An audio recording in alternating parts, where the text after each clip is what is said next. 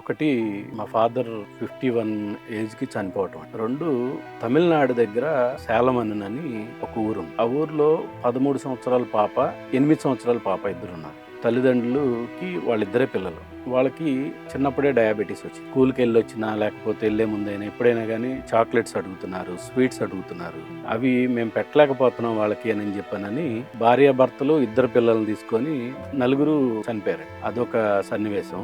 మళ్ళీ మొన్న రీసెంట్ గా టాపీ పనిచేసే మేస్త్రి గారు వాళ్ళ 12 సంవత్సరాల పాప. ఆ పాపకి డైలీ నీరసం వస్తుంది అని అంటే బలానికి సంబంధించి మెడిసిన్ రాశారు డాక్టర్స్. అయినా కానీ తగ్గకపోతుంటే ఆ పాప వాళ్ళది ఒంగోలు వెళ్ళి గవర్నమెంట్ హాస్పిటల్లో చూస్తే పాపకి 700 అబోవ్ ఉందండి డయాబెటీస్. ఇమీడియట్ గా ప్రైవేట్ హాస్పిటల్కి తీసుకెళ్ళండి అని చెప్పానని వాళ్ళు చెప్పగానే తీసుకెళ్లిన ఒక 15 to 20 minutes లో ఆ పాప చనిపోవడం జరిగింది.